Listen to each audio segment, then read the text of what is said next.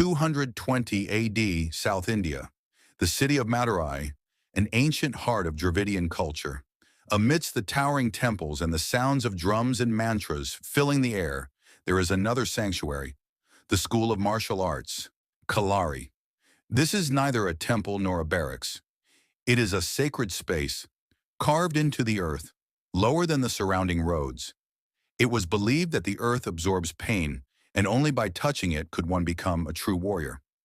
The strongest train here, but among them appears someone unexpected. Her name is Ratna.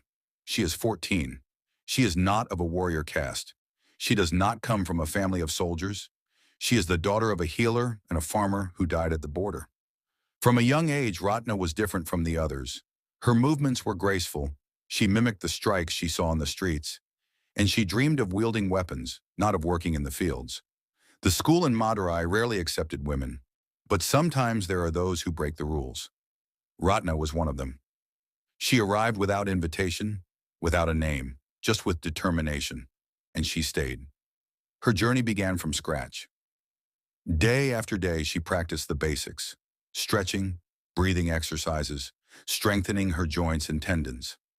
Then came movement techniques, jumps, turns, rolls, falls. Everything had to be perfected to the point of automation. The body had to forget fatigue, the mind, fear, the heart, doubt. The first months were spent learning unarmed combat, mepayadu, kicks, blocks, punches, stances, agility, flexibility.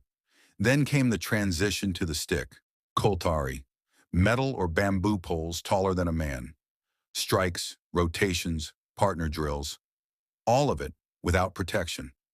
After a year of training, she was handed a knife, then a short sword, and only a select few were allowed to wield the urumi, a flexible steel blade which could bend like a snake, a weapon that demanded not strength but complete control. A mistaken technique could cost the life of the fighter. Ratna endured. She moved forward. Year after year, her progress was undeniable. She trained more than anyone else. She stayed late at night.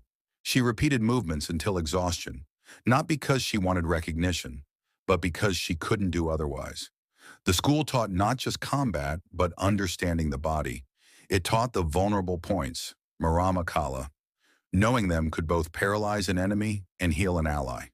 They also learned the basics of Ayurveda, working with oils and massages to restore muscle strength. A fighter who didn't know how to heal was incomplete. The school maintained strict order. Every strike was a ritual, every movement a path to survival. Tests were conducted in the dark. Students were blindfolded. They had to fight, relying on hearing, breathing, and spatial awareness. If they didn't fall, they could move on. Ratna passed and kept moving forward. As the years passed, she began to stand out.